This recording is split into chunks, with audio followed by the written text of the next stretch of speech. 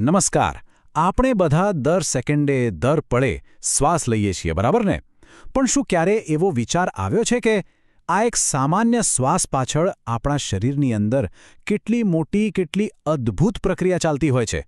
ચાલો આજે આપણે એ જ રહસ્યમય અને જાદુઈ દુનિયાની સફર પર નીકળીએ. જુઓ, આ છે ઈશાન. એકદમ શાંતિથી બગીચામાં આરામ કરી રહ્યો છે. એને તો જરા પણ ખ્યાલ નથી કે એના દરેક શ્વાસ સાથે એના શરીરની અંદર એક આખી અદ્ભુત યાત્રા શરૂ થઈ જાય છે. એ બસ શાંતથી શ્વાસ લે છે અને એની છાતી ધીમે ધીમે ઉપર નીચે થઈ રહી છે. અને બસ આ જ જોતા જોતા ઈશાનના મનમાં પણ એ જ સવાલ આવે છે જે કદાચ આપણા બધાના મનમાં ક્યારેક ને ક્યારેક આવ્યો હશે. આજે હવા અંદર જાય છે એનું થાય છે શું? તો ચાલો આજે આપણે આ સવાલનો જવાબ શોધી કાઢીએ. આપણી વાર્તાનો પહેલો ભાગ અહીંથી જ શરૂ થાય છે, એક જિજ્ઞાસુ પ્રશ્નથી જે એક નવા સાહસની શરૂઆત કરે છે. અને જેવો ઈશાન આ વિચારે છે ને, ત્યાં જ શું થાય છે ખબર છે? અચાનક જ એક ચમકતો નાનકડો હવાનો અંશ એની સામે પ્રગટ થાય છે. એનું નામ છે પવન, અને એ આવ્યો છે ખાસ ઈશાનના મનમાં ચાલી રહેલા સવાલનો જવાબ આપવા. પવન ઈશાનને પૂછે છે, ઈશાન, શું તારે જોવું છે કે તે લીધેલો શ્વાસ તારા શરીરમાં ક્યાં ક્યાં જાય છે? તો ચાલ મારી સાથે એક જાદુઈ સફર પર. અને ઈશાન તો તરત જ તૈયાર. આખરે આવી તક કોણ જવા દે, બરાબર ને? તો બસ આપણી મુસાફરીનો બીજો તબક્કો શરૂ થાય છે, શ્વાસનળીમાં નીચેની સફર. ચાલો જઈએ શરીરની અંદર. એમનો પહેલો સ્ટોપ આવે છે નાક. પવન તરત સમજાવે છે કે જો અહીં જે આ નાના નાના વાળ છે ને, એ કોઈ સામાન્ય વાળ નથી, એ એક ફિલ્ટર છે. હવામાં જેટલી પણ ધૂળ કે બીજો કોઈ કચરો હોય એ બધું અહીં જ રોકાઈ જાય છે, જેથી ફેફસા સુધી એકદમ ચોખ્ખી હવા પહોંચે. નાકમાંથી પસાર થયા પછી તો એ લોકો એક લાંબી નળીમાં પહોંચે છે. અને ઈશાન તો આ જોઈને એકદમ આશ્ચર્યચકિત, કારણ કે આ નળી એકદમ મજાની લપસણી જેવી દેખાય છે.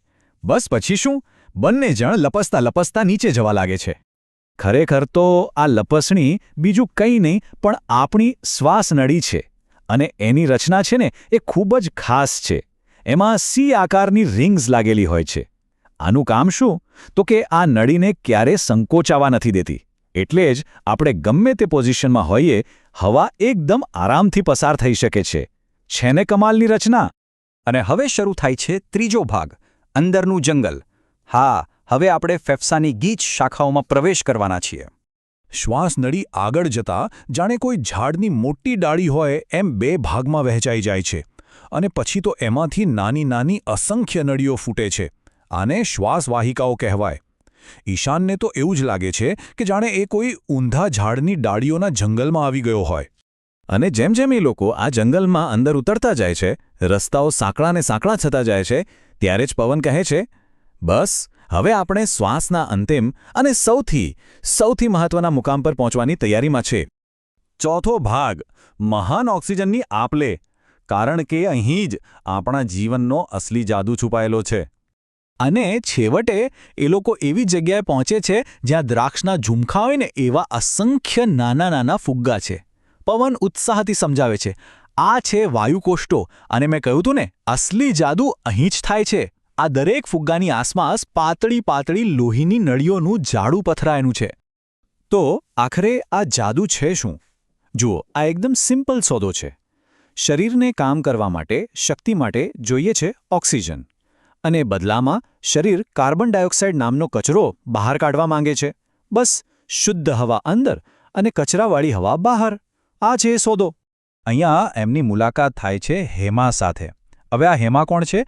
હેમા છે એક લાલ રક્તકણ, એટલે કે રેડ બ્લડ સેલ. એનું કામ છે એકદમ કુશળ ડિલિવરી વર્કર જેવું. અને એક ખાસ આ સોદો કરવા, આ આપ-લે કરવા માટે જ અહીં આવી છે. અને આ આખી આપ-લે છે ને એ 3 એકદમ સરળ સ્ટેપ્સમાં પૂરી થાય છે. પહેલો, પવન જે પોતાની સાથે શુદ્ધ હવામાંથી ઓક્સિજન લાવ્યો છે, એ ઓક્સિજનનો એક ચમકતો ગોળો હેમાને આપે છે. બીજું, હેમા તરત જ ખુશી ખુશી એ ઓક્સિજન લઈ લે છે. અને ત્રીજું, બદલામાં હેમા પોતાની પાસે જે કચરો છે, એટલે કે કાર્બન ડાયોક્સાઇડનો એક ઘેરો ગોળો એ પવનને પાછો આપી દે છે. બસ સોદો પૂરો. પણ સવાલ એ છે કે આ આપ-લે આટલી બધી મહત્વની કેમ છે? કારણ કે હેમાં હવે આ જે કિંમતી ઓક્સિજન છે ને એને લઈને શરીરના ખૂણે ખૂણે પહોંચાડશે અને આ જ ઓક્સિજનથી શરીરના દરેક અંગને દરેક કોષને કામ કરવા માટે એનર્જી એટલે કે શક્તિ મળે છે. અને આ સાથે જ શરૂ થાય છે આપણો 5મો અને છેલ્લો ભાગ, બહારની વાપસી યાત્રા. હવે વારો છે ઉચ્છ્વાસની પ્રક્રિયાનો. ડિલિવરી તો થઈ ગઈ, હવે વારો છે કચરો બહાર કાઢવાનો. જેમ આપણે ઘરમાંથી કચરો બહાર ફેંકીએ, બસ એ જ રીતે શરીર પણ કાર્બન ડાયોક્સાઇડને બહાર કાઢે છે. અને આ જ પ્રક્રિયાને કહેવાય છે ઉચ્છ્વાસ. ત્યાં જ અચાનક ઈશાનને લાગે છે કે જાણે નીચેથી કોઈ ધક્કો મારી રહ્યું છે. પવન સમજાવે છે કે ગભરાઈશ નહીં, આ ઉરોદર પટલ નામનો એક સ્નાયુ છે. જ્યારે એ ઉપરની તરફ ધક્કો મારે છે ત્યારે ફેફસા દબાય છે, સંકોચાય છે અને અંદર રહેલી કાર્બન ડાયોક્સાઇડવાળી હવા જોરથી બહાર ફેંકાય છે. અને બસ આંખના પલકારામાં જ ઈશાન ફરીથી બગીચામાં પાછો આવી જાય છે. પવન તો જતો રહ્યો છે, પણ ઈશાન હવે એ જ શ્વાસ એક નવી જ સમજ સાથે લઈ રહ્યો છે. હવે એને ખબર છે કે એના દરેક શ્વાસની શું કિંમત છે. આ સફરથી ઈશાનને એક બહુ મોટી વાત સમજાઈ ગઈ. એ શીખી ગયો કે આપણું શરીર એક કેટલું અદ્ભુત મશીન છે અને શ્વાસ લેવાની જે ક્રિયા આપણને સાવ સામાન્ય લાગે છે એ આપણને જીવતા રાખવા માટે કેટલી બધી મહેનત કરે છે. અને હવે જતાં જતાં એક સવાલ તમારા માટે પણ. શ્વસન જેવી જ બીજી કેટલી અકલ્પનીય, કેટલી જાદુઈ યાત્રાઓ અત્યારે આ જ પળે આપણા સૌના શરીરની અંદર સતત ચાલી રહી હશે. વિચારવા જેવી વાત છે નહીં?